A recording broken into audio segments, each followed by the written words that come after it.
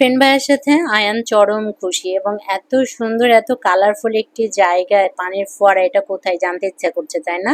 চলুন তবে জেনে নেই। হ্যালো বন্ধুরা, বাচ্চাগুলো বাসায় এত জ্বালাচ্ছিল যে ওদেরকে নিয়ে বের হইলাম এমন একটি জায়গায় যে মনে হলো যে এখানে আমরাই বুঝি লেট লতিফ। দেখেন অনেকেই কিন্তু চলে এসেছে। তো আনান, আয়ান এবং আফিফকে নিয়ে আমরা সবাই ধান গবেষণার মধ্যে এখানে হেলিপ্যাডের পাশে এই পানির ফোয়ারাটা আছে। এই পানির ফোয়ারাটার ব্যবস্থা করা হয়েছে, এটা আসলে বিশেষ বিশেষ দিনে এই ফোয়ারাটা অন করা হয় এবং তখন হচ্ছে গেটটা উন্মুক্ত করা থাকে, বহিরাগত যারা আছে তারা সবাই প্রবেশ করতে পারে। তো নর্মালি যেহেতু আমি আমার বাচ্চাকে নিয়ে বাহিরে যাই সব সময় এবং ২ নাম্বার গেট দিয়ে গিয়ে বাচ্চাকে খেলা করাইতে নিয়ে যাই। তো আনান এবং আফিফকে নিয়ে আমি বললাম যে চল আজকে আয়ানের স্কুলের কাছে তোদেরকে নিয়ে যাই এবং দেখায় যে ও কোথায় পড়াশোনা করে এবং ও কিভাবে বিকেলে বিনোদনটা করে। তো ৩ ভাই বোন যখন একসাথে হয় তখন আমি দেখেছি আমার ছেলেটা অনেক জ্বালাই কম। এখানে যে ৪ কালারের পানির ফোয়ারা দেখা যাচ্ছে, এটাতে আমার ছেলে ভীষণই মজা পাচ্ছে এবং ফ্রেন্ড ভাইয়া হইলে তো আমি বলেছি যে তার আর কিছু লাগে না। খালাতো ভাই বোন বলতেই হচ্ছে আনান এবং আফিফ, এই দুইটাকে পেলে আমার ছেলের একদম মানে জমকালো দিনকাল কেটে যায়। তো পানির ফোয়ারার কাছে আমার ছেলে ভীষণ মজা করছে এবং সে আমাকে বলছে, মাম্মি তুমি এর আগে কেন আমাকে নিয়ে আসো না এখানে? আসলে আয়ানকে আমি এর আগে কখনোই এই জায়গাটাতে আনি নাই, মানে গিয়েছি কিন্তু তখন পানির ফোয়ারার এই ব্যবস্থাটা ছিল না এবং এটা অন করা ছিল না। ধানের শীষ, তার মধ্যে পানির ফোয়ারা এবং ৪টি ৫টি কালার সেট করা হয়েছে যেখানে বাচ্চারা আসলে অনেক মজা করছে। তো সন্ধ্যার পরে এই জায়গাতে অনেক মানুষ হয় যারা হাঁটতে বের হয়, ভেতরে যারা থাকেন তারা হাঁটার জন্য চলে আসেন, আর বাহিরে যারা আছি আমরা আমরা ম্যাক্সিমাম টাইমে বাচ্চাদের সময় কাটানোর জন্য নিয়ে যাই।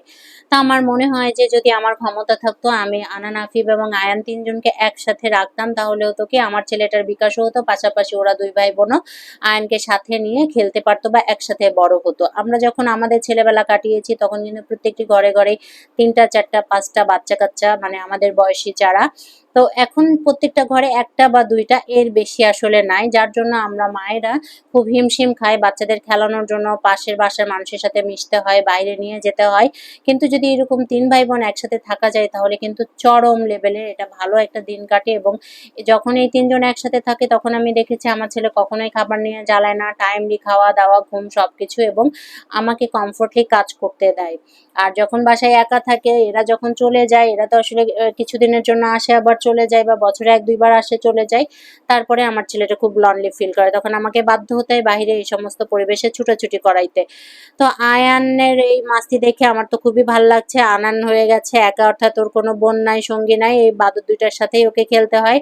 আর আফিফ মানেই হচ্ছে যন্ত্রণা, কাজ কাজ করবে, যেখানে যাবে সেখানেও যন্ত্রণা দিবেই। দেখেন ওকে কিন্তু দেখে বোঝাই যাচ্ছে যে ও প্রচন্ড খুশি থাকলেও ও অনেক ভিজে গেছে, অর্থাৎ এই পানির উপরে উঠছে, নাচছে, খেলছে এবং আশেপাশে যারা আছে তারাও কিন্তু সাউন্ড দিচ্ছে যে এই বাচ্চাটা এত দুষ্টু কেন। দুষ্টু হোক যা হোক সবকিছু মিলে হচ্ছে বাচ্চাদের হাসি আনন্দ দেওয়ার জন্যই আমরা বড়রা। আমার কাছে মনে হয় যে বাচ্চারা হচ্ছে চারা গাছ আর আমরা হচ্ছে তার পাশে সাপোর্টিভ একটি খুঁটি। তো এই চারা গাছকে যদি আমরা শক্তভাবে হ্যান্ডেল করতে পারি এবং এর পাশে থাকতে পারি, তবেই এই চারা গাছগুলো একটা সময়ে সৌন্দর্য বৃদ্ধি করবে এবং অনেক বড়সড় হবে। তো আমাদের গার্জিয়ান যারা আছি আমাদেরকেই উচিত আসলে এই বাচ্চাগুলোকে প্রচুর সময় দেওয়া, কোয়ালিটি টাইম স্পেন্ড করানো এবং বাচ্চাদের সাথে ভালো ব্যবহার করা। তবেই না বাচ্চারা শিখবে এবং বাচ্চাদের বিকাশ ঘটবে। ওরা তো এখনই এভাবে দৌড়ঝাঁপ করবে, গৃহবন্দী রাখার কোনো মানেই হয় না।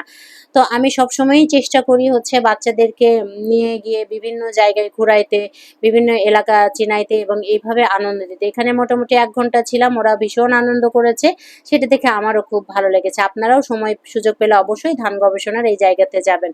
তো সবাই ভালো থাকবেন, সবাইকে আল্লাহ হাফেজ, বাই।